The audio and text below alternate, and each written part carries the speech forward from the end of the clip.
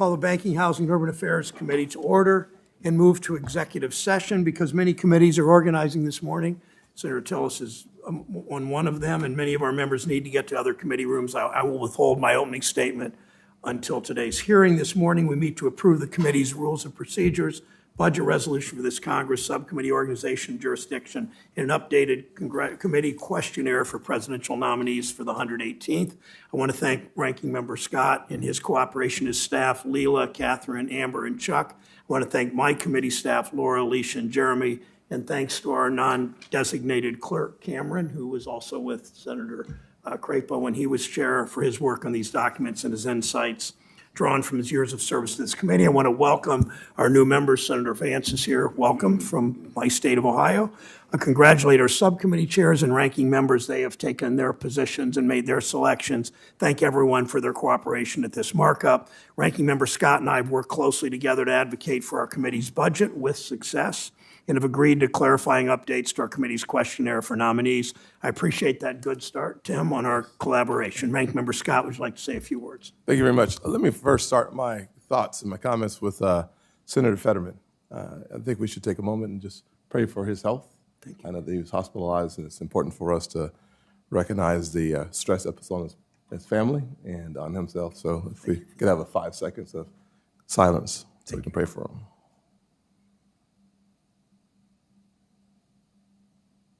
Thank you. Just quick opening comments. Thank you, Mr. Chairman, for Brown. I'd like to say I'm starting my lead as a ranking member on the Senate Banking, Housing, and Urban Development Committee, and it's a blessing to do so without any question. I will say as we enter into, as we are into Black History Month, it's also important to note that the Republican Party continues to provide firsts, as I believe that I am the first ranking member or chairman of the Banking Committee perhaps in its history. And I say that as a proud Republican that all things are possible in this country, and while we see diversity is an important component, we also see that hard work pays off, and I thank my colleagues for your support for making this a possibility. I have the blessing of living my mother's American dream, without any question. The topic of today will be an important one from Frances Scott's perspective, someone who looked forward to owning her own home for a very long time. It took her nearly 45 years to get there, and thank God she did. I hope that we spend a lot of time talking during this hearing about the importance of home ownership in such a way that it provides hope and reality on what it takes to own your own home, looking at ways to tackle the challenges that so many single mothers face around this country. And to Senator Britt and Senator Vance, thank you both for being a part of this hearing and this committee, and I look forward to your participation and your engagement. Thanks, Senator Scott. I now move to approve en bloc by voice vote the committee's rules of procedure, our budget resolution for this Congress, the subcommittee organization and jurisdiction, and the updated committee questionnaire. All those in favor say aye. Aye. All those opposed, nay. The ayes have it. The resolution adopted. The documents are approved en bloc. The budget resolution is ordered reported.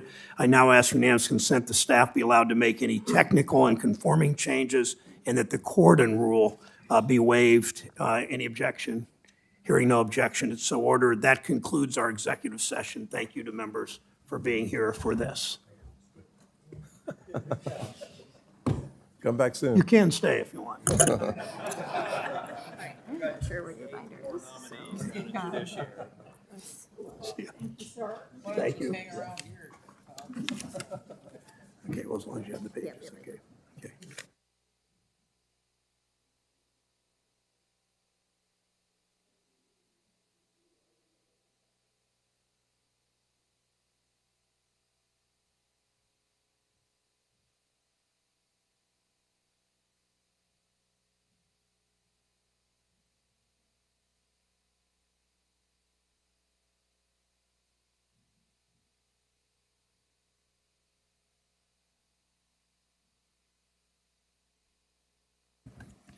This is a new session, new rules, new everything. The members, the witnesses, please come to you can see which seat you're in, I assume.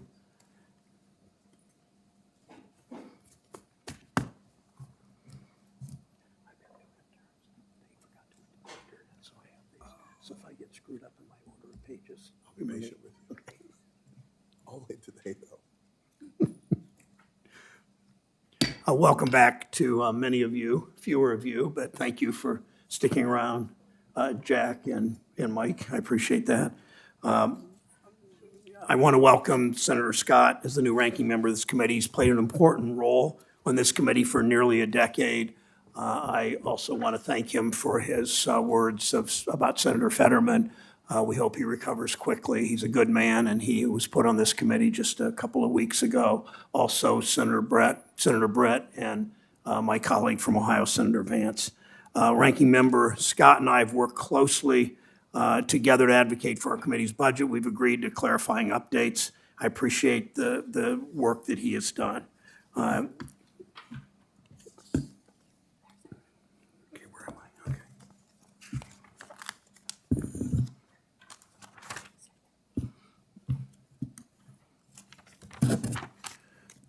I'm pleased especially to have worked with Senator Scott on issues that matter to families across this country, from making sure expecting moms have health care to supporting investment in home revitalization so we can increase home ownership opportunities for all Americans. I look forward to the work we'll do together over the next 2 years. Last Congress, this committee talked more about housing than we had for a long time. Around town, this committee for years had been referred to simply as the Senate Banking Committee. Far too much about Wall Street, not nearly enough about the issues that matter to people's lives: housing, transit, community development, and frankly, small and regional banks and credit unions. We're starting this Congress with a hearing on housing because it's one of the most important issues facing families from Aiken, South Carolina to Zanesville, Ohio. Housing determines so much about your life: how long it takes to get to work, whether you have easy access to a bank or fresh food, whether you worry about your kids getting sick from lead paint or mold. It determines your access and your kids' access to opportunity. And for far too many people, safe, affordable housing, it's just too hard to find.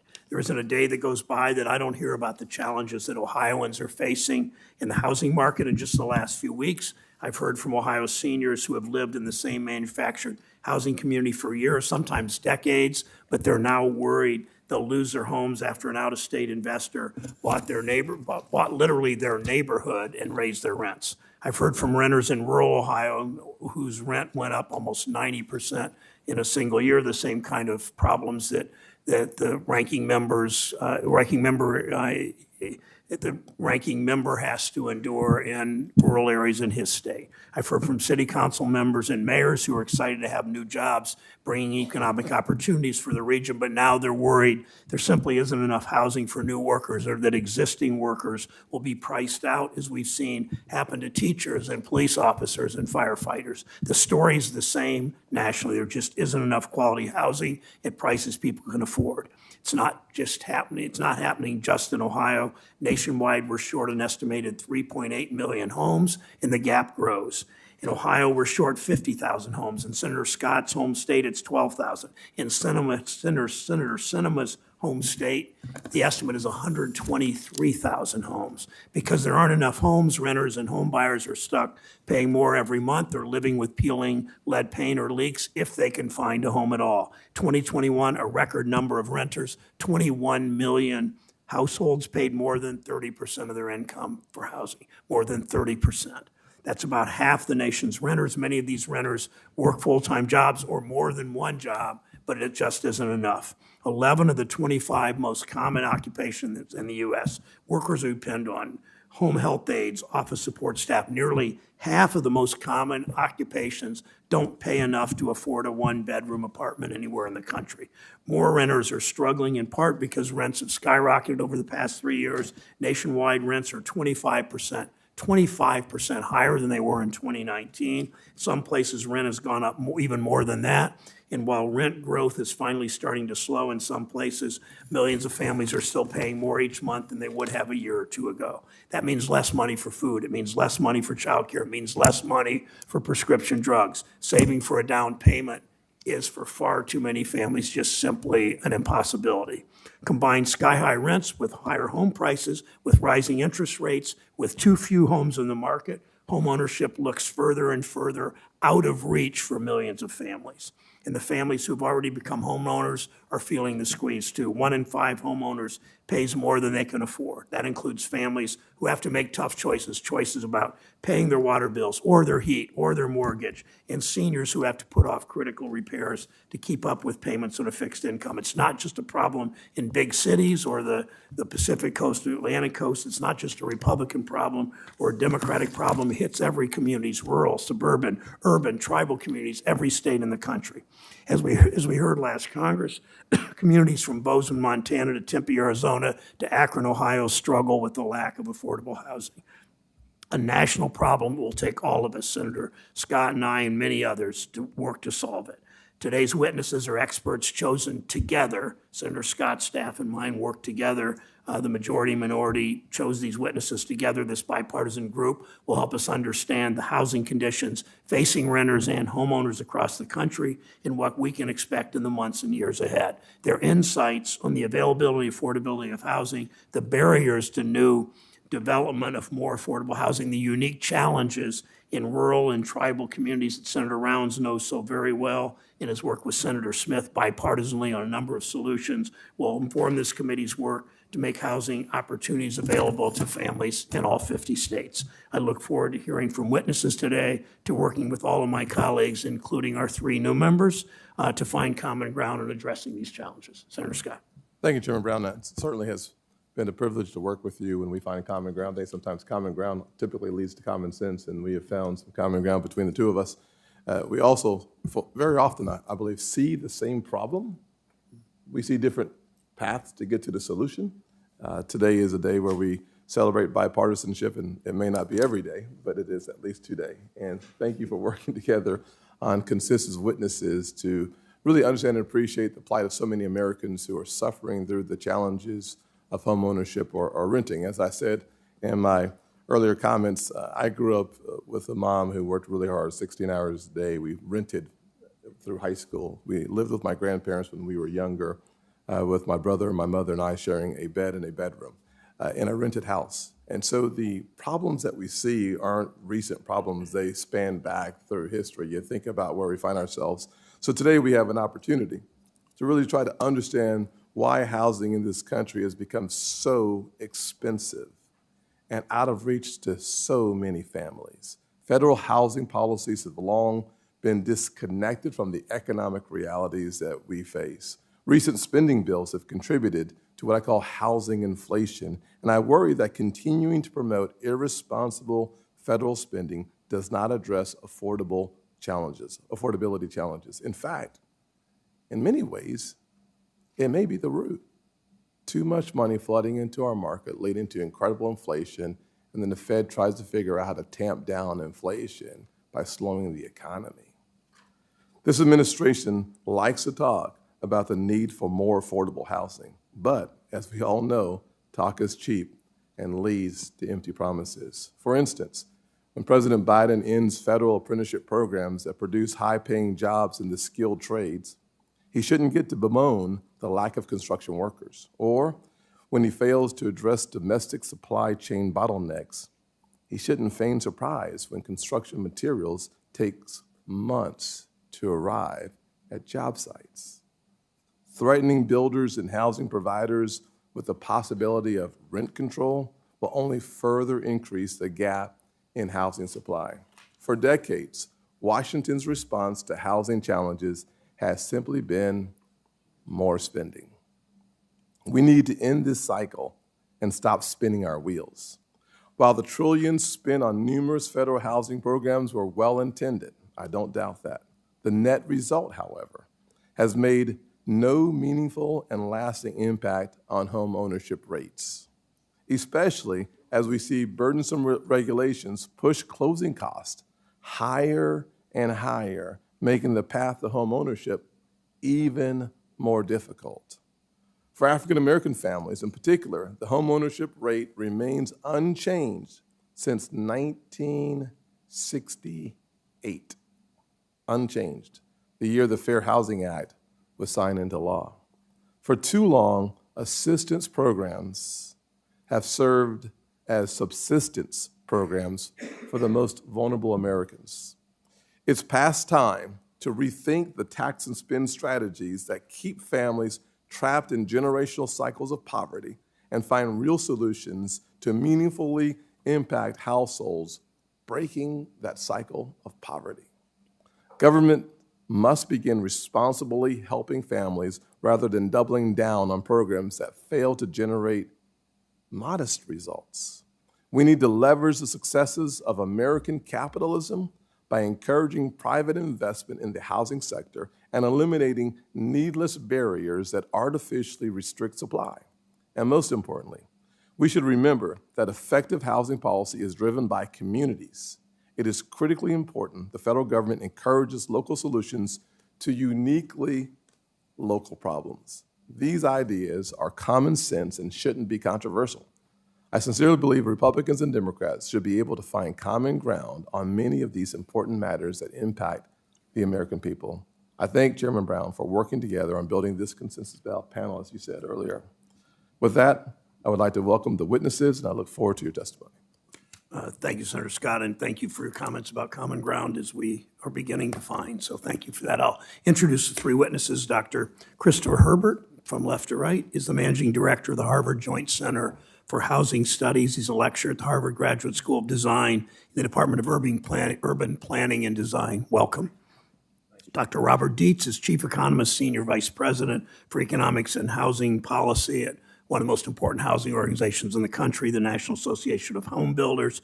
Prior to joining them, he worked as an economist for the Congressional Joint Committee on Taxation. He's a native of Beaver Creek, Ohio, I believe, a town in southwest Ohio, not far from Dayton, Springfield. Mr. Lance George is the Director of Research and Information at the Housing Assistance Council. Mr. George leads the organization's research, data, and information efforts. So welcome, Mr. George. Mr. Herbert, if you would begin your testimony. Thank you, Chairman Brown, Ranking Member Scott, members of the committee. Thank you for inviting me to testify at this hearing. I am Managing Director of the Joint Center for Housing Studies of Harvard University, a lecturer in the Department of Urban Planning and Design at the Graduate School of Design. I'm also a member of the Board of Directors of Freddie Mac. Through its research, education, and public outreach programs, the Joint Center for Housing Studies' mission is to advance understanding of housing issues and to help leaders in government, business, and the civic sectors make decisions that effectively address the needs of cities and communities.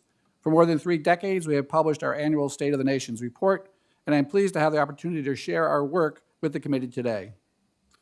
Perhaps the most apt description of the housing market trends over the last year is that of a roller coaster ride. First marked by home prices and rents increasing at a dizzying pace in response to pandemic-enhanced demand and against a backdrop of restricted supply, and now in the midst of a dramatic slide in response to the Federal Reserve's efforts to bring inflation under control. While the forces behind these trends are certainly out of the ordinary, they have illuminated and exacerbated housing challenges that are not new, but rather long in the making. Arguably, the nation's principal housing challenge is that of affordability. The share of renters facing housing cost burdens rose from the 2000s through the middle of last decade. While the last few years before the pandemic saw a modest recovery, the cost-burdened share of renters has now worsened substantially in the face of rising rents. While young adults and people of color were able to make up some lost ground in homeowning following the Great Recession, the combination of very high home prices and now much higher interest rates has priced most would-be owners out of the market. Today's worsening affordability is particularly concerning given the stubbornly high disparities in homeownership rates for Black and Hispanic households. One notable feature of the trends in housing affordability over the last decades has been the spread of these problems to those higher up the income ladder. The recent jump in renter cost burdens has in fact been most pronounced among middle-income renters. A key driver of this trend has been a constrained supply of new homes, and particularly modest-priced homes and apartments, which has put upward pressure on both rents and home prices. Climbing interest rates further limited the supply of new single-family homes over the last decade, but over the last decade, multiple factors have been behind this lack of supply, including regulatory barriers to new development, rising costs of materials, and a lack of labor. Efforts to address these barriers to expand the supply of homes are needed to improve affordability. But the most severe affordability challenges continue to be concentrated among the nation's lowest income households who are outside the reach of the private market even under the best of circumstances, and so in need of greater public subsidies to close the gap between what they can afford and the cost of decent housing. But housing affordability is not the only challenge we face as a country. housing policy has an important role to play in responding to the economic trajectories of neighborhoods, including where residents are at risk of displacement and communities that are suffering from disinvestment, where housing investments can be an important part of a revitalization strategy. Housing policies and supports are also needed to be attuned to our rapidly aging population, which presents a unique set of housing concerns. Finally, to maintain the quality of older, modest homes, to reduce energy consumption to meet our goals for carbon reduction, and to address the growing impact of severe weather events on homes, our nation's aging housing stock itself needs investment. I realize that I have outlined a broad set of challenges that are perhaps daunting, but having a good quality, affordable, and secure home in a thriving community is foundational for a healthy and productive life for every person in America. Addressing our housing challenges will take a substantial commitment from the public, private, and nonprofit sectors, but doing so would pay dividends for us all. Thank you for turning your attention to these critical issues and for your invitation to share this information today.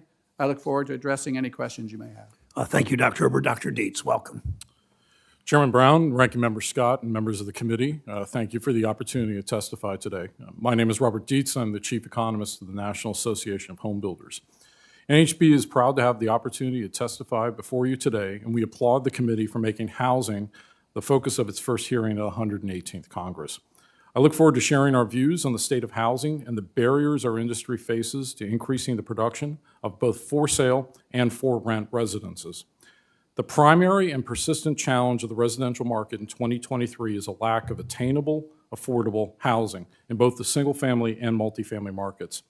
And the fundamental cause of this challenge is a lack of construction over the prior decade that has resulted in a structural deficit of at least 1.5 million homes. The causes of this underbuilding are complex, but we commonly cite them as the 5 L's. It's a lack of labor, a lack of lots, lumber and building materials, lending for development and construction purposes, and of course, legal and regulatory burdens. Solving just one of these challenges is not enough. They must all be tackled. For example, the construction industry faces a persistent skilled labor shortage, with currently more than 400,000 open construction sector jobs needing to be filled. This will require the industry to recruit, train, and retain workers in the trades. The regulatory cost burden is large and distorts the market. NHB estimates that about a quarter of a typical newly built single-family home's purchase price is due to various kinds of regulatory costs. This burden can be even larger for apartment buildings due to delay costs and zoning issues. These growing regulatory burdens, such as exclusionary zoning practices, have made it very difficult to build entry-level housing for first-time home buyers. And of course, everyone is aware of recent supply chain issues when lumber costs climbed and product and building material delays were common. Construction material costs have increased 36% since the start of 2020, ultimately resulting in higher rents and higher home prices. This is particularly true given the growing importance of new construction as a source of supply during a period when inventory of existing for-sale housing is low. NAR data, for example, shows that resale inventory stands at just a 2.9 month supply when 5 to 6 months would be balanced. These supply chain issues continue. In NAHB surveys, about half of single-family and multifamily builders cite ongoing delays with electrical transformers, as an example. To solve these fundamental challenges of the home building sector will be a significant undertaking, requiring policy action at all levels of government to address the limiting factors on the often neglected supply side of the housing sector. Safe, decent, and affordable housing provides fundamental benefits that are essential to the well-being of families, communities, and the nation. Having access to affordable rental housing is critical for younger households and working-class families, and homeownership is a primary source of household wealth for a typical family in the nation. For these reasons, NAHB has called on Congress and the administration to make housing affordability a top national policy priority. And the need is real. Nearly a third of renters were cost burdened in 2020, and reducing these burdens is going to require additional construction. Unfortunately, construction of new affordable rental housing is often impossible without some type of public support, such as the successful low-income housing tax credit or tax-exempt bond programs. And with homebuyers experiencing a doubling of the 30-year fixed-rate mortgage over the past year as the Federal Reserve fights inflation, single-family for-sale affordability has plummeted.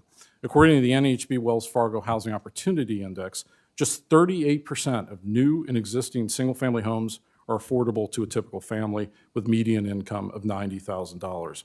This is the lowest affordability measure in the post-Great Recession period. Improving housing affordability for renters and home buyers will also help fight inflation.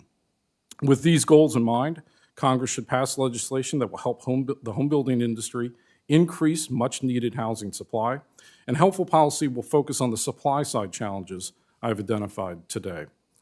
Addressing these supply-side bottlenecks would increase home construction, expand housing inventory, and lower inflation. If action on these issues is delayed, however, housing costs, which make up about 40% of the Consumer Price Index, will continue to be persistent drivers of inflation, as well as remain a burden on typical American families. Thank you again for the opportunity to testify today, and I look forward to answering your questions. Thank you, Dr. Dietz. Mr. George, welcome to the committee. Chairman Brown, Ranking Member Scott, and members of the committee, greetings and thank you for this opportunity to testify on the state of housing in rural America. My name is Lance George, and I'm the Director of Research and Information at the Housing Assistance Council. The Housing Assistance Council, often referred to by acronym HAC, is a national nonprofit corporation that supports affordable housing efforts in rural areas of the United States. HAC helps build homes and communities across rural America. We work with local community-based entities. These groups know what's best for their communities. We just help enable them to improve their housing conditions through an array of resources, including research, data, information to help inform strategies and solutions. In many respects, the housing issues, characteristics, and trends in rural America are no different than what Dr. Herbert or Dr. Dietz presented on national housing trends. But there are some unique differences in rural housing provisions and markets as well. Geography is important to this discussion. The people of rural America reside in approximately 1/4 of the United States' homes, but these homes are located across 97% of our nation's landmass. There's immense diversity across rural areas and small towns, yet there's also a set of community and market conditions that tie this landscape together. With this preface, we wish to quickly mention 5 trends in rural housing that we believe are of importance and interest to this committee. First, the pandemic left its mark on rural America, and housing markets remain uncertain. Housing instability is particularly concerning for rural renters. Throughout the pandemic, the Census Bureau's Pulse survey consistently revealed that renters nationally have been more likely to be behind on their house payments and have less confidence in their ability to make next month's rent than homeowners. Second, rural mortgage markets are being impacted by high interest rates and prices, too. Data from the Department of Agriculture on its guaranteed home loan product signals that rural home buyers hit the brakes as well. As a proxy for rural mortgage activity, USDA's loan guarantees plummeted by more than 40% from their 2021 levels. Number 3, affordability is the greatest housing challenge in rural America by far. Sometimes there is a misperception that housing affordability and costs are not as problematic in rural communities. But in reality, over 5.6 million, or 1/4 of rural households, are considered housing cost burden, and the incidence of cost burden has increased markedly for rural households over the past few decades. Number 4, manufactured housing is an often overlooked but important source of housing in rural America, especially in rural America. More than half of all manufactured homes are located in rural areas, and manufactured homes make up 13% of all houses in rural and small town communities, twice the national rate. Living in manufactured homes is often characterized by unique financing and land tenure dynamics. The majority of manufactured homes are financed with personal property, or what's referred to as chattel loans. Approximately 66% of manufactured home loans are classified as high cost, meaning they have substantially high interest rates, which is more than 5 times the level of high-cost lending for all homes nationally. And for manufactured homes secured by the home only, that is, without land, that figure jumps to a staggering 90% high-cost loan rate. Number 5, race matters across the rural spectrum, especially in housing. Race and ethnicity are central but often complex components of our national history and struggles. One highly visible impact of race in rural America are areas of persistent poverty with substantial rates of non-white populations, including the lower Mississippi Delta and the rural Southeast, the border colonias along the U.S.-Mexico border, Native American lands, and among migrant and seasonal farm workers. In these largely rural communities and population, the incidence of substandard and inadequate homes is twice the national rate. Finally, I would only like to add that we simply don't know as much about rural housing conditions as we should. In the research realm, we often use the term bias. Well, as a rural researcher, I will present my own personal bias. The level of level and quality of data for rural communities is just not comparable to that of urban and suburban areas. The reasons are varied and the examples are many, but we would encourage the committee to promote greater rural data availability in resources like the census, the American Community Survey, and the Home Mortgage Disclosure Act, among others. We need quality and accessible data to help inform strategies and solutions that improve housing for all communities, urban, suburban, and rural. HAC appreciates the committee's attention to housing issues in rural communities. Thank you again for this opportunity to testify today. Thank you, Mr. George. The ranking member has a unanimous consent request, briefly. Thank you, Mr. Chairman. I would move that Senator Lummis' statement be included in the record. Without objection, so ordered. Thank you. Start with Dr. Dietz and Dr. Herbert. We heard from the two of you and also from Mr. George that we need more housing supply across the board. Dr. Dietz, what are the types of housing where we see the greatest shortfall? You mentioned in your statement it's almost impossible to build affordable rental housing without a subsidy.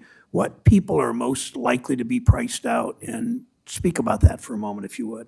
Yeah, when you talk to builders across the country and prospective home buyers, the tightest part of the housing market right now remains that small lot, entry-level construction that is appropriate for a first-time or a first-generation home buyer. So when you look at the data, more than 10 years ago, back in 2010, about 32% of new homes being built were under 2,400 square feet. That 32% share has now shrank to about 24%. So we've seen a marked decline in that entry-level construction. And then the impact, it is harder for those younger households to attain home ownership. So the result of that, of course, then is people renting longer, which is one of the reasons the rents are higher. And then we've had a near doubling of young adults who live with their parents over the last 20 years. A doubling.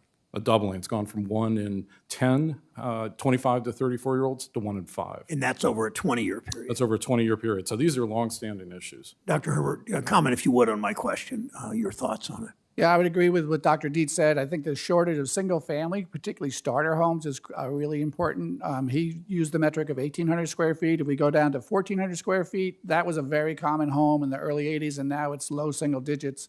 I was talking with a home builder, national home builder the other day, who specializes in this segment of the market, and they were saying there are communities that will mandate that the smallest house you can build is 1,600 square feet, so they can't even build their entry-level house in that market.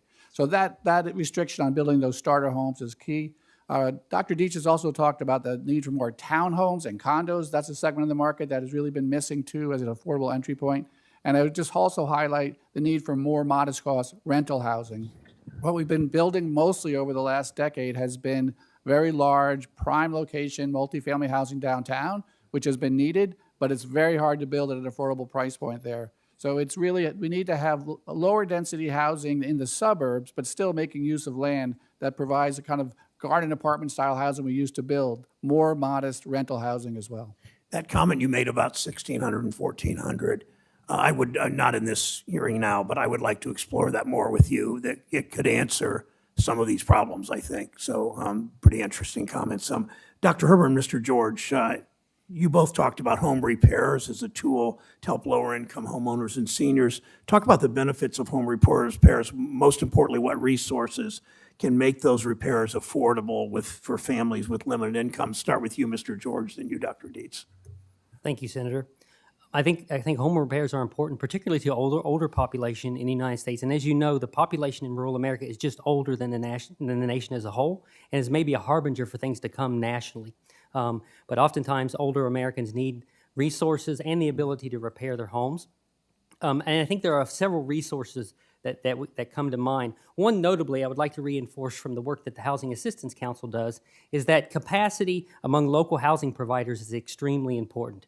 So they are oftentimes the local housing nonprofits are the connective tissue or the catalyst that help to turn these resources into affordable homes and supply those vital home repairs. So I think capacity at a local level is important. Also, I would just quickly mention USDA Section 504 Home Loan and Rehab Repair Program, which has assisted hundreds of thousands of rural homeowners across the United States and is particularly important to older homeowners. So Those are a couple of quick resources. Thank you. Thank you. Dr. Dietz, your comments. Yeah, the remodeling sector is absolutely critical as part of the reinvestment strategy. As Dr. Herbert mentioned, we've got an aging housing stock. The typical home in the United States right now is about 39 years old. About 15 years ago, it was kind of in the low 30s. That's a pretty dramatic increase in the period of time. So if we're looking to improve the housing stock, improve energy efficiency, improve resiliency, making sure that remodelers have access to skilled labor is going to be key. Remodelers like to say, not only do I have to find skilled workers, but they have to work in someone's home. So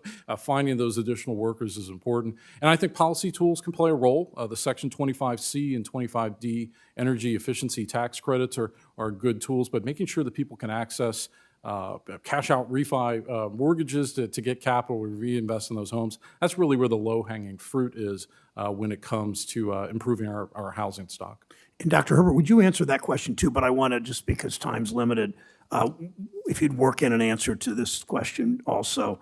I've co-sponsored the Bipartisan Eviction Crisis Act with Senator Portman, my colleague who just retired from Ohio, Senator Young and Senator Bennett, offering ways to reduce the number and impact of evictions on the lives of families across the country. Matt Desmond has written about it.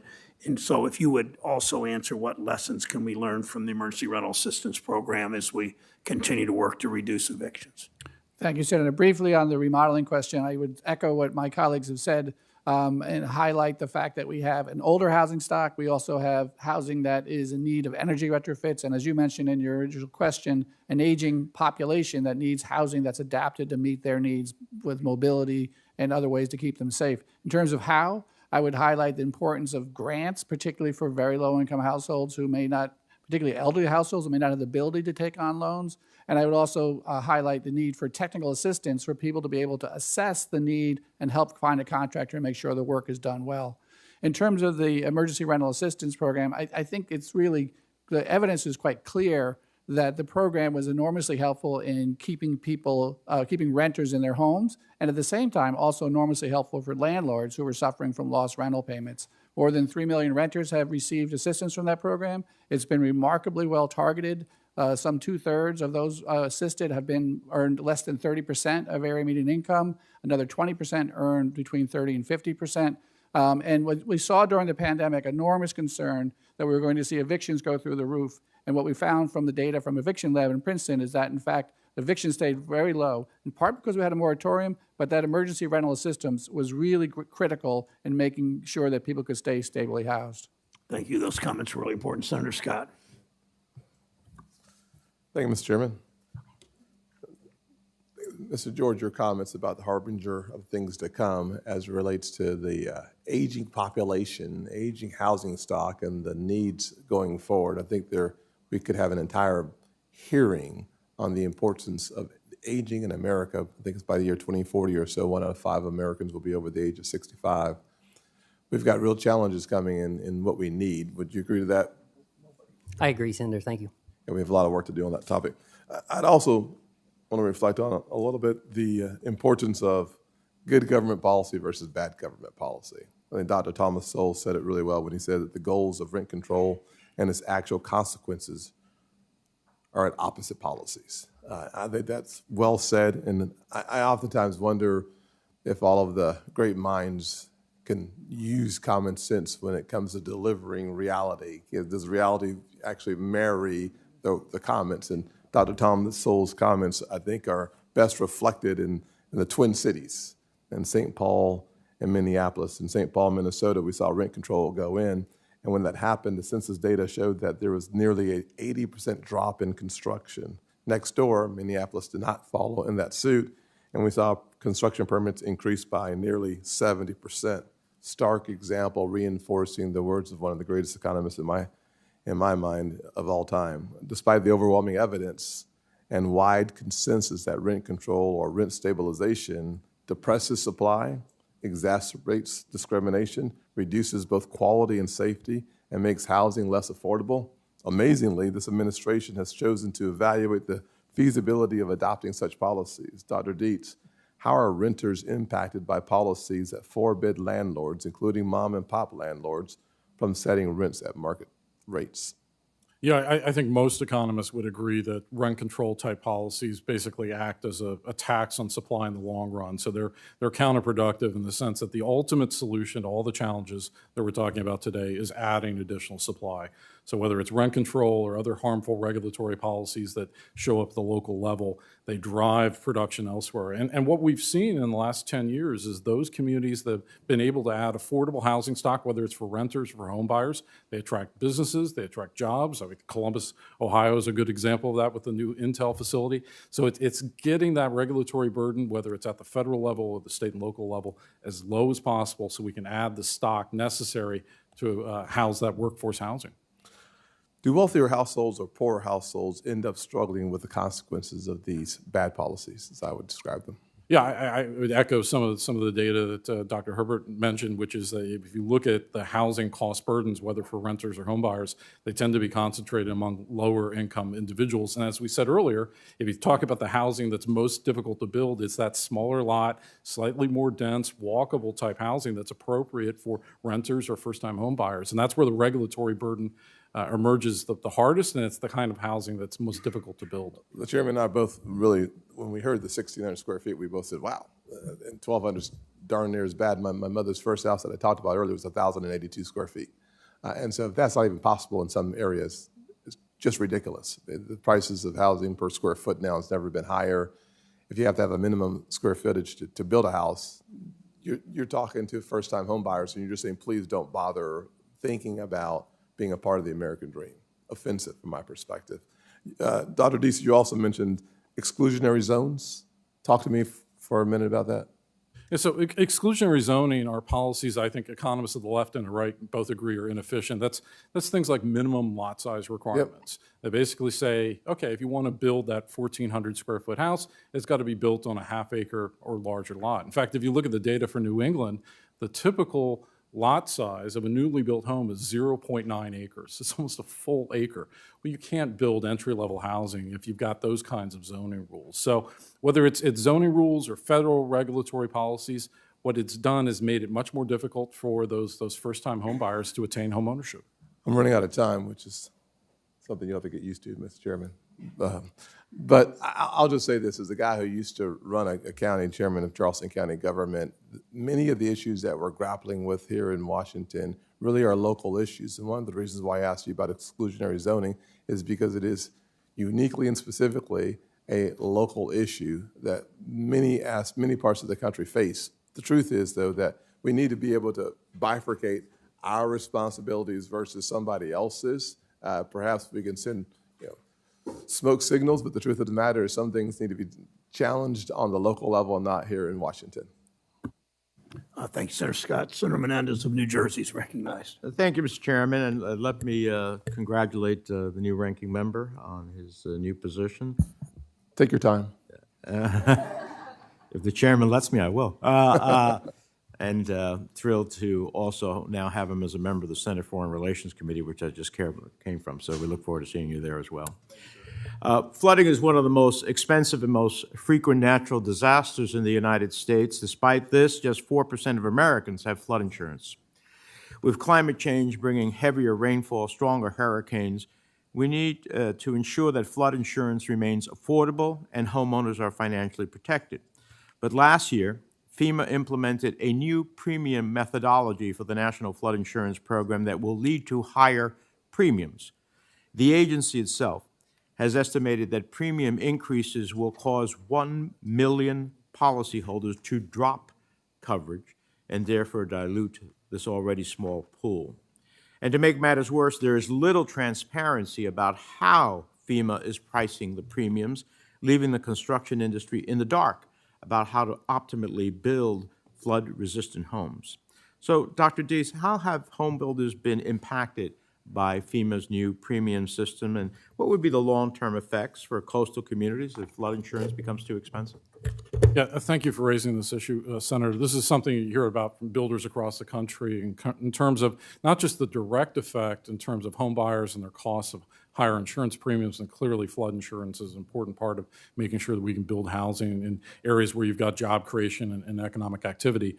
But it's the uncertainty of how those premiums are calculated as a data person that's particularly concerning. How can you plan to do land development in an environment where that calculation is not known? In other words, the underlying equations. That makes it difficult to do land development. And I think it's really important to keep in mind that if you're talking about home building, that process is preceded by 3 to 5, in some cases 10 years of land development. So the uncertainty of it harms the land development process, which then harms the lot supply process, and then results in what we've talked about today, which is pricing out home buyers from the market, and it makes home ownership more expensive. Yeah, and I would just note, if FEMA itself recognizes that it's going to lose 1 million policyholders, and insurance is about spreading risk across the widest base possible, you lose 1 million policyholders, that means the rates go up for everybody else. And then we have natural disasters in our states across the country, and the federal government comes and helps. Instead of having an insurance program that can mitigate as well as cover the cost, it doesn't make any sense to me. So that's why Senator Kennedy and I have introduced bipartisan legislation that will reauthorize the National Flood Insurance Program, keep premiums affordable, invest in cost-saving mitigation measures to put the program on a firm financial footing, and I look forward to working with the chairman and the ranking member on this critical issue. I am concerned about two things, as someone who's sat on this committee for quite some time. Affordable housing is increasingly located in areas that are away from job centers, forcing workers to pay higher transportation costs or work fewer hours. Thankfully, the Infrastructure Investment and Jobs Act passed the last Congress, injected a much-needed $550 billion into reviving our nation's transportation systems. So, Dr. Herbert, how can we leverage the investments of IAGA to help connect affordable housing to good jobs, and how critical is it that we build more affordable housing near public transit so that we can connect people to good-paying jobs and careers? Thank you for that question, Senator. It's absolutely critical that we have well-located housing near transportation systems. I believe in his opening remarks, Chairman Brown mentioned the importance of housing and transportation. We talk about not just a housing cost burden, but you have to add transportation costs, which come with that house, to the housing cost to understand how much people are burdened. So well-located housing can address housing affordability by reducing that overall burden. In terms of the Investment in Infrastructure and Jobs Act, my center recently did an analysis looking at the opportunities there to link that to housing. There's 3 ways. Much of that money is actually by formula, so it makes it difficult. But one is to provide technical assistance to state and localities to understand those connections. The second is to take advantage of the competitive grant programs to instill in those elements that require localities to get those grants to take into account housing. And then the third is to use for all the formula grant programs to try to build into those using existing tools, maybe through best practices and the like, to make sure that states and localities understand how those investments can help. Finally, the Urban Institute says that 16.1 million new household formations over the next 20 years, 80% of them will be senior households. Now, it seems to me that this increase in senior households is going to put a huge demand on senior public and assisted housing capacity and needs for the next Congress to consider. Do you see it that way as well? Absolutely, Senator. In my written testimony, I talked about the increasing number of senior renters with worst-case housing needs. Since 2011, the baby boom generation started turning 65, and over that same last decade period, we've seen a 60% growth in senior renters who are either paying 50% of their housing or their income for housing or living in severely inadequate housing. And this is, in many respects, the tip of the iceberg as that older population, particularly people 75 and older, where the baby boom edge is just now, will continue to grow over time. So we're absolutely going to see an enormous increase in need among our most oldest residents. Thank you, Mr. Chairman. Thanks, Senator Menendez. Senator Vance, one of our new members from my state of Ohio, is recognized. Welcome. Thanks, Mr. Chairman. I guess since there's no Republicans between me and you, that makes me the ranking member here. Is that I'm drunk with power for the next 5 minutes here. Thank you for having me. I wanted to direct my first question to Mr. George, and one of the things I've seen reported on lately is the idea, and we've certainly seen evidence of this in the data, that you have this massive influx from more progressive states into typically red states, sometimes very rural, from a very affluent portion of the home buyer population. What have you seen? I mean, and I'm talking places like Florida, Montana, Idaho, Utah, and so forth. What effects are we seeing on housing prices from this influx of a pretty affluent group of home buyers? Is housing supply keeping up, and if not, why? Thank you, Senator Vance, for that question. I agree. We are seeing this. It's hard to parse out in the data because it's still a relatively new phenomenon. There's no doubt that there was what we would call, and I'm not a demographer, but there was population churn as a result of the pandemic. And according to some of our analyses and mortgage analysis and various other housing data analysis, it does appear as if much of that population growth is in areas of high amenities or in relatively close proximity to large metropolitan areas. What we hear, again, we're trying to see in the data, and we've seen this some in mortgage prices, but is an acute shortage of rental housing in many of these communities. In general, many rural communities lack a good source of, or a good stock of affordable rental housing. And when you have that relatively small stock, much of that is being, for lack of a better term, gobbled up or purchased up in many rural communities. And it's, it's particularly causing affordability or housing affordability challenges among rural renters. Great, thank you. Mr. Dietz, I want to direct this one to you. So this actually, staff brought this to my attention. I wasn't aware of this, but if you look both at the United States, but also a lot of other OECD countries, you see this really stark decline in productivity of construction workers going back to the 1970s. I'd love to hear your thoughts on what's driving that. I mean, we sort of think of all of the innovations in technology, but somehow we're less productive as a society than we were half a century ago. What's going on there? Yeah, I mean, some of it could be a data issue. We're not measuring the remodeling sector correctly. But I think if we think about the economics, the challenge here is that the regulatory cost burden has grown during that period of time. So when we're talking about productivity, we're talking about output per worker, literally the number of homes and apartments we build per construction worker. And it's a real challenge. It's both an impact of the labor shortage itself, but it does point to some opportunities. If we can get the regulatory burdens down, I think we can see a great deal of innovation in the home building sector, things like off-site construction, more capitalization of the work site, smarter products, and all those represent real market opportunities for the industry. Yeah, I mean, it occurs to me that we all agree and think it's important to have basic public safety for both the construction workers, but also the things that they build. But if productivity has declined or stagnated for 50 years, that of course means a lot of our construction workers are not earning the wages they should be earning. It also means a lot of the homes that we're building maybe are not as high quality as they should be. I want to just sort of finish with one observation here. And this is obviously a focus, the immigration crisis that we have in this country is a focus of especially this side of the aisle, the conservatives. It's something that we talk a lot about. But I want to make this observation because I think very often we talk about the immigration problem, certainly in the state of Ohio for very good reasons, as a fentanyl problem. Obviously that affects the housing stock and the housing situation a little bit.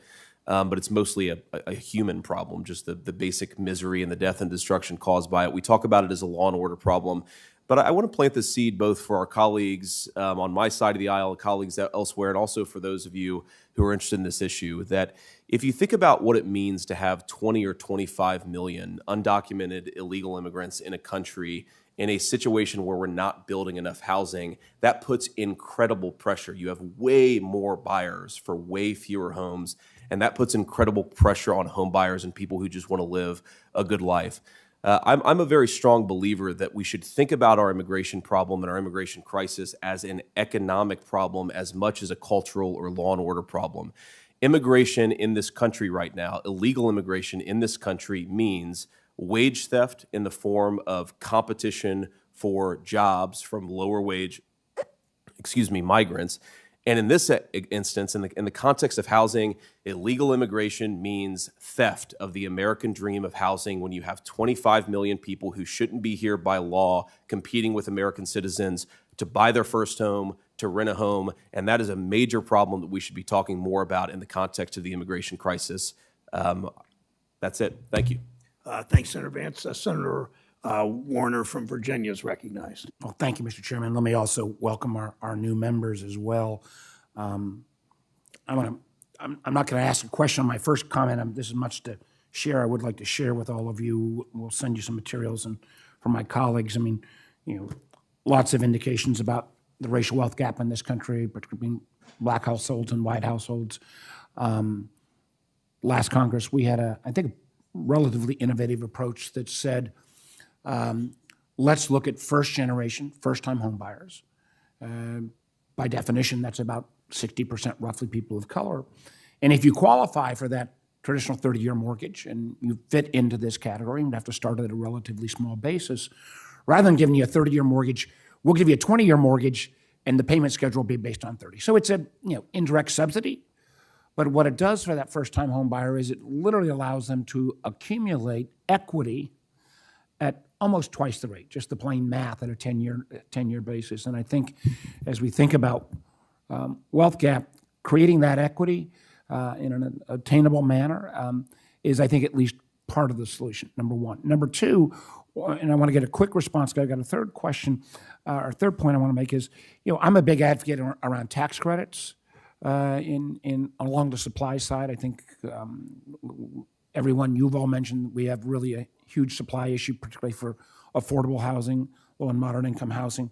So I've supported, LIHTC, new market tax credits. Actually, Senator Portman and Senator Cardin had a really interesting initiative, new neighborhood homes investment tax credit. How do you go at that housing stock that in distressed communities, and we've got them all, every one of us have got some of those, and that could rebuild that structure or fix it up to code. In many cases, the equity may not be enough to refurbish that building, but what can we do along the tax credit range to take these or other initiatives and really target it to those communities most in need? And I'd ask relatively brief responses, so we'll go down the line.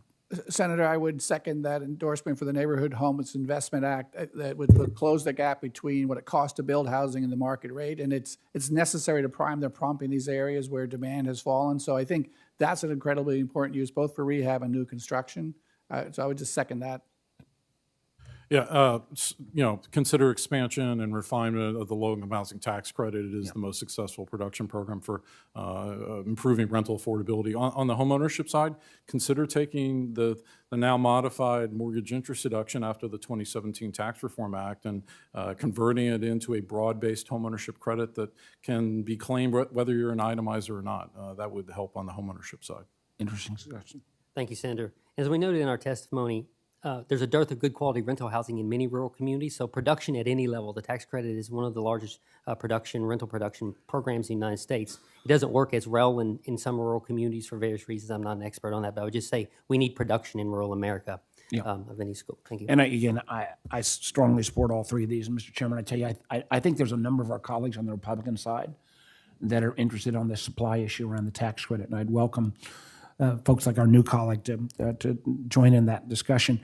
One of the things that a lot of folks from the traditional civil rights community have always advocated for as well is down payment assistance.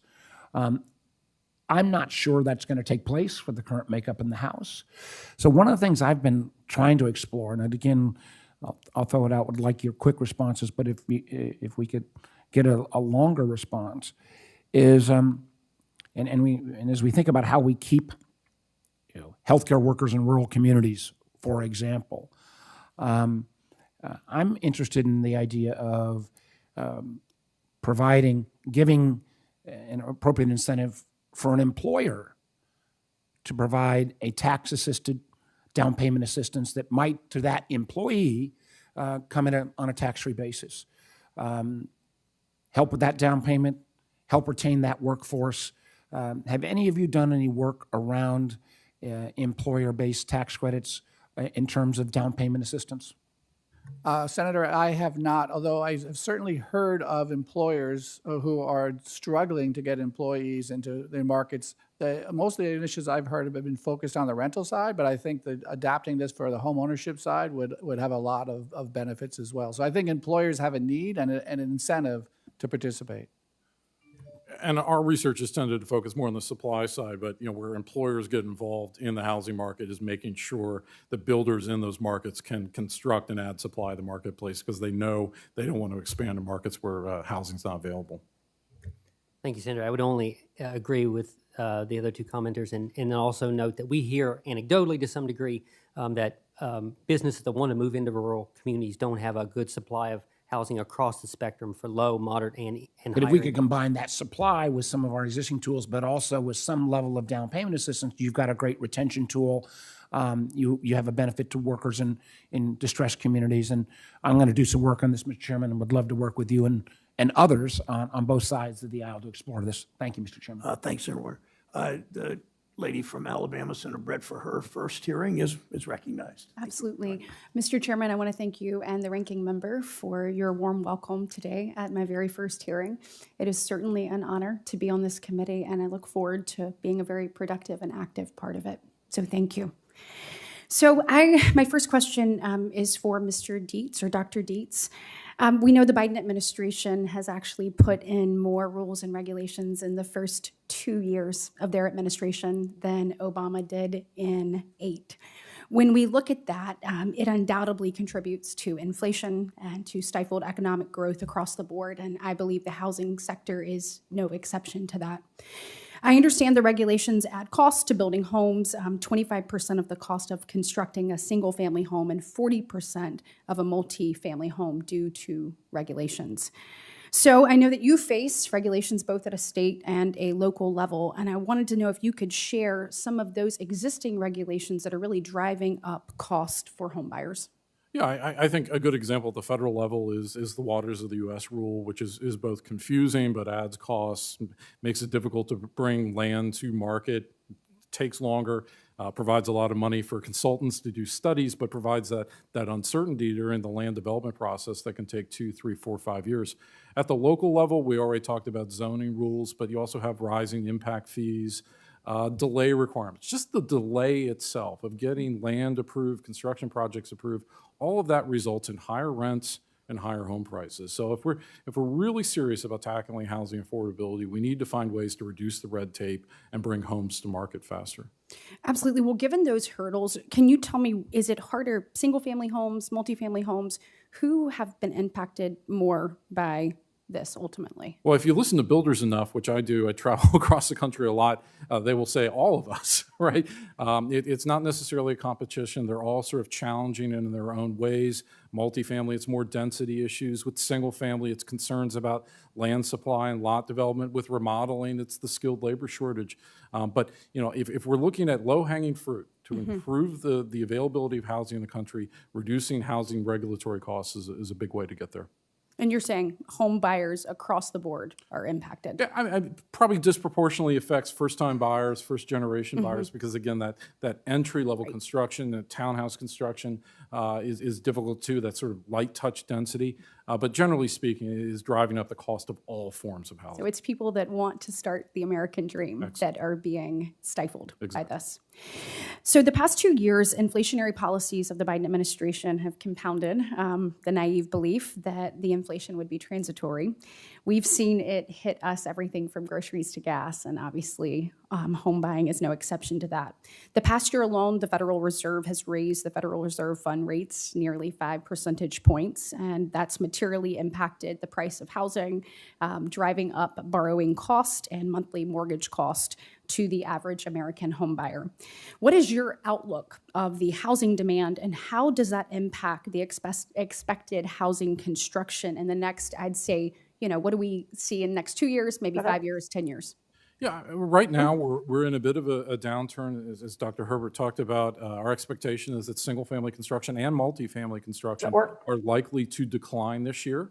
But we see a turning point ahead for single-family home building. In fact, after 12 straight months of decline for builder sentiment that we measure each month, we actually got an uptick in January. So I think in the short run, we're going to see some stabilization. And then 2025 through 2030, if we can just get the regulatory burdens out of the way, 2025 through 2030 will be a pretty good runway for home building growth, because we've got to reduce that structural housing deficit that's in place, that shortage. Absolutely. And as we talk, obviously, about the home building, I think it's important to make sure that people can get access to capital, that they can be financed. Is there anything you can tell us about the status of the loan market or anything that the committee needs to consider to make sure that capital is available for these people who want to achieve the American dream? Yeah, this is where we don't see enough focus. I think when we talk about lending and loans in housing, we're typically thinking about mortgages on the demand side. But keep in mind, about 2/3 of home construction is undertaken by smaller builders, and they get their capital by going to community banks and borrowing funds. So we call that acquisition, development, and construction lending. And one of the things we know about the business cycle is that particular market tightens when we go into a downturn. So the concern is we see mortgage interest rates begin to settle back, a turning point comes in view, but builders and land developers can't get access to credit. So there's a lot of different ideas in terms of how to address some of those challenges. One would be extending the secondary market that currently exists for purchase mortgages over to builder and construction loans, and that would help reduce some of the cost of credit and make sure that capital is available, particularly in, I would say, like rural markets where it's more difficult to obtain that kind of lending for builders. Absolutely. Thank you so much, Dr. Dietz. Thank you, Senator Brett. Senator Warren from Massachusetts is recognized from her office, I believe. Thank you very much, Mr. Chairman, and thank you all for being here today. We know that housing is the largest expense for American families every month, and the problem has just gotten worse. New research shows that for the first time, the typical American renter is spending at least 30% of their income to cover the average rent. That makes them rent burdened by federal standards. Now, a severe shortage of homes paired with growing persistence of greedy corporate landlords has made this problem worse and put housing out of reach for many families. Fixing this problem at its root is going to require serious investments in building more housing, like those I call for in my American Housing and Economic Mobility Act. And I'm going to keep fighting for this. But the problems that renters face go far beyond the supply problem. In too many places across the country, renters have few protections from needless evictions, excessive fees, and exorbitant rent hikes. Dr. Herbert, you're one of the nation's leading researchers on the housing market, so let me ask you, there's been a growing movement of tenants across the country calling on the federal government to establish tenant protection standards. Why is it important that the federal government act to protect tenants? Thank you, Senator. Well, I would say that there's lessons that we've learned from the previous pandemic about the importance of housing and having stable, secure housing, which led us to take steps nationally to have an eviction moratorium and the like. I think there's a lesson there that says this is an issue of national interest. It should be something that differs depending on what state you're in.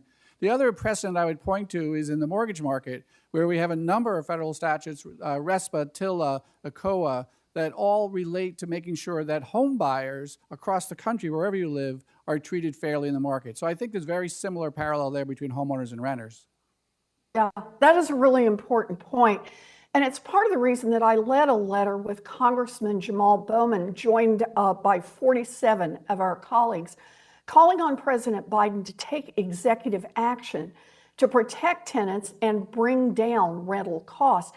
2 weeks ago, the White House announced a framework for enhanced renter protections, and I was glad to see this action. It's an important first step, but we need more. In fact, the day the White House's framework was announced, the real estate lobby celebrated, and they bragged that they had watered down the administration's announcement. This is the very same industry that spent over $100 million on lobbying last year, including to fight against renter protections.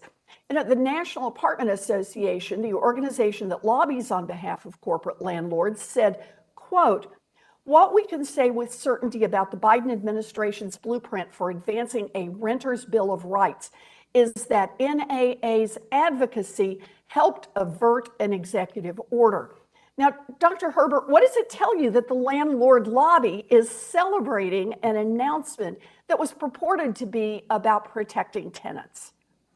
Well, Senator, what I would say is that in a market where, as you said in your opening remarks, half of renters are cost burdened, more than a quarter are severely burdened, we saw rents rising in high double digits, and on top of this pain, I guess I would just urge the apartment industry and the industry, housing industry, to take some ownership of the question of what do we do and how do we protect renters. Obviously, we want investors and owners of properties to make a reasonable return, but it can't come at the expense of people being forced out on the streets. Yeah, I think that's exactly right. And look, if the big corporate landlords see this blueprint as cause for celebration, then I think it is probably safe to assume there's a lot more that the administration could do to meaningfully protect renters. You know, in fact, they can start by making sure that the federal government isn't in the business of subsidizing law-breaking corporate landlords. A U.S. House Subcommittee investigation found that 4 corporate landlords evicted nearly 15,000 families during the COVID eviction moratorium. Some of these landlords received federal financing to help them buy up housing on the cheap. I think that's fundamentally wrong, and that anyone that's breaking the law should not be permitted to participate in these federal programs.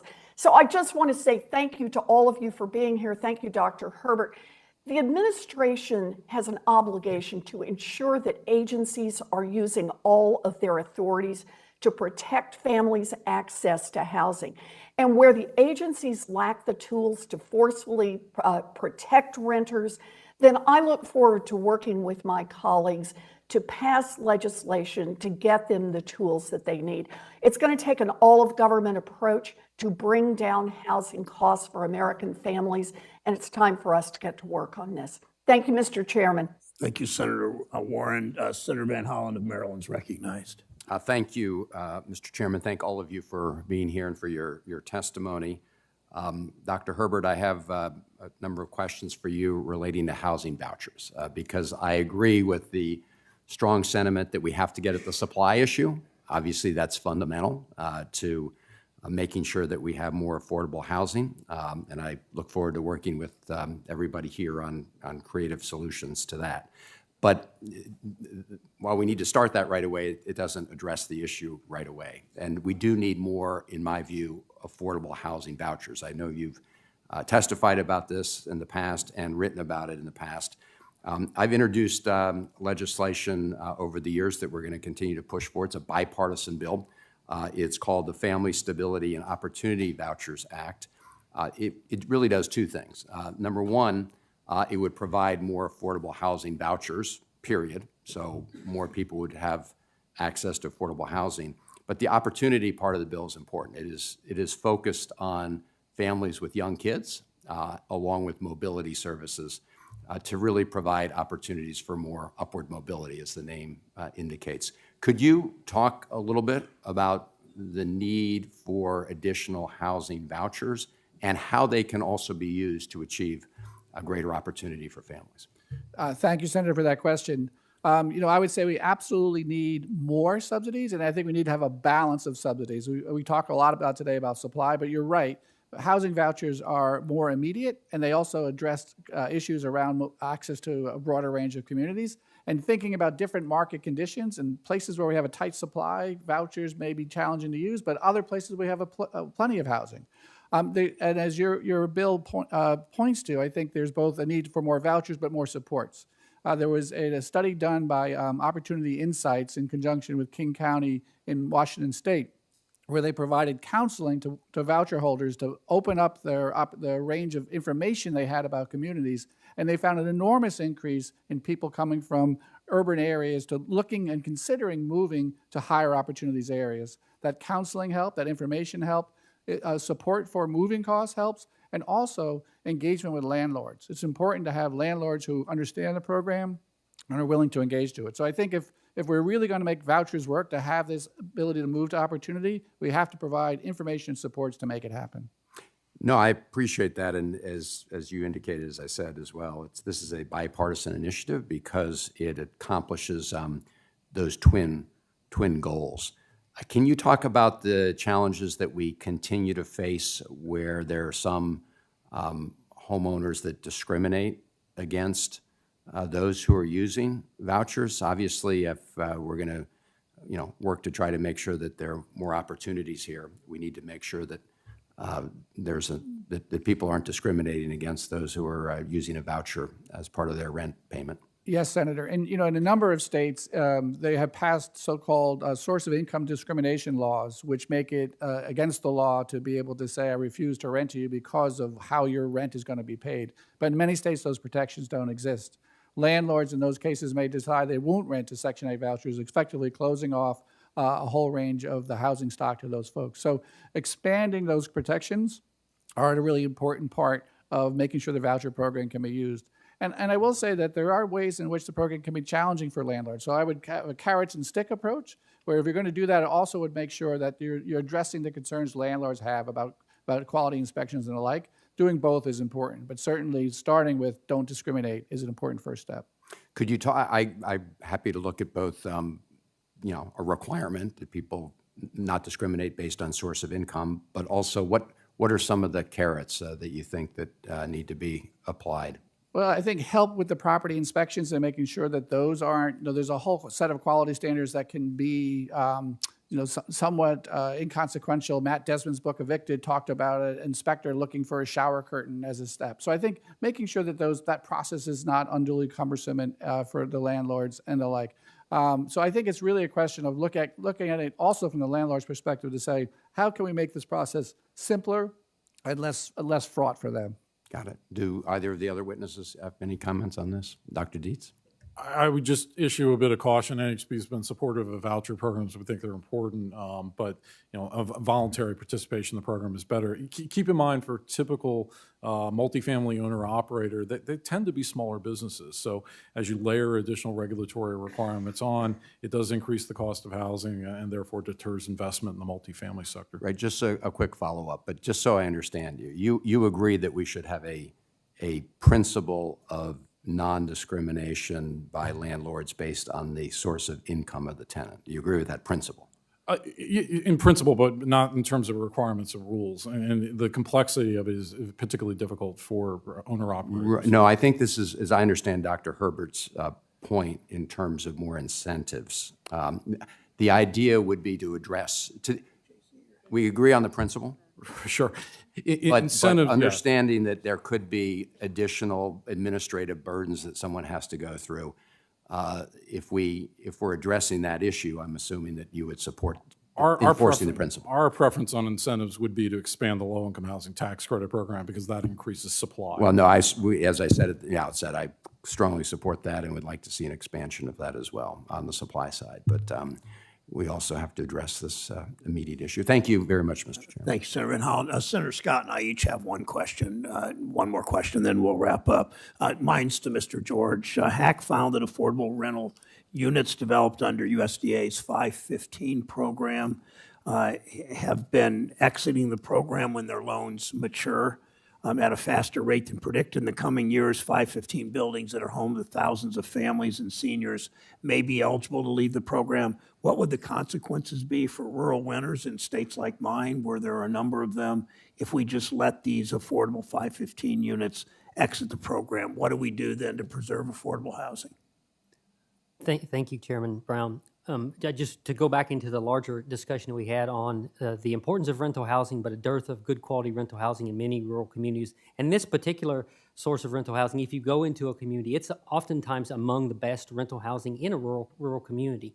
But the impacts can be profound and they can be multiplying. The first of which, at a degree which I don't think Congress would enact, if you let every unit expire, you would lose somewhere between 350 and 400,000 vital, affordable rental units in rural communities. The second element I would note is the tenants in these properties tend to be among the most vulnerable in the United States. 2/3 of the tenant occupancy are elderly or disabled, and they have an average household income of just above $13,000. And in many respects, there would be no place for them to go. That would be the final point. That there are just not a lot of other good options. This is not, again, these are not tenants that are in the workforce. They're not highly mobile, and it would be very difficult for them to find affordable housing in many of these communities without this particular resource. It's just a very valuable resource in rural communities. Thank you. Exactly what we thought and hoped you would say thank you. And I have been into these communities and know how vulnerable rural Ohio has become with the change in the economy. So thank you. Senator Scott. Thank you, Mr. Chairman. Thinking about housing affordability throughout South Carolina, I know that when you travel to my family's hometown of Sally, South Carolina, that you see perhaps more manufactured homes or mobile homes or modular homes. The theory that modular or manufactured homes are of less quality and not as safe is consistently proven not true. I would love for us to one day visit the Innovating Housing Showcase put on by HUD at the National Mall, where home builders and manufactured housing industry have an opportunity to demonstrate the innovations in home construction. My question, Dr. Dietz, is it seems that both manufactured and modular housing show great promise in terms of constructing decent, safe, quality housing that low-income families can afford. What are the threats to more of these housing opportunities being procured by modest family? Yeah, there's a real potential here for off-site construction. So particularly in home building, that's modular and panelized construction. It's only about 3% of single-family starts. In the late 90s, it was 8%. So just getting back to the market share we had, we talked about labor productivity in the sector. This is a way to do it. But like any innovation in any business sector, it's about rate of return, making sure the capital is available, and then making sure the regulatory environment is not so harsh that you can't make those investments and then reap that investment return. So we do think that's one area where we're going to see innovation in housing and will help housing affordability in the long run. Any comments, Dr. George? No, only to reiterate that this is an extremely important source of housing in rural communities, but it's often maligned and overlooked. I would agree completely, especially since the construction of what we call commonly the HUD code in 1976. The quality, safety, size, amenities of these homes are indistinguishable from stick-built homes. What we do see in some respects are sometimes consumers have a foot in both worlds, where the quality of the homes are very high, but elements about how the home is sold, financed, praised, or warranted are oftentimes in the automobile realm, and sometimes consumers aren't as well served by those elements. And we're trying to make activity. I think it's would be laudable to try to make, particularly home financing, to provide consumers of this product similar financing options that conventional or stick-built home owners with mortgages. Thank you. Thanks, Senator Scott. Thanks to the witnesses today for being here and providing testimony. We chose the state of housing because that is, to me, the #1 priority on this committee. So thank you for your leadership and for speaking out. Senators who wish to submit questions, for the record, they're due 1 week from today, Thursday, February 16th, to the witnesses. You have 45 days to respond to any questions. Thank you again. Any closing comment? Thank you, Jeremy. I think we had a very good hearing today, talking about the challenges and the burdens that government can put on the home building business. And frankly, if you have more burdens on the business of building homes, you have more burdens on the ability to achieve the American dream, which for most of us is home ownership. I appreciate the consensus approach to this committee. I'm sure we're going to have that on every single hearing we have this year. I'll wait for a response. Yes, Senator Scott. Thank you so much, We sir. will attempt to. Yes, sir. Appreciate Thank you. that. That the hearing's adjourned. Thanks, folks.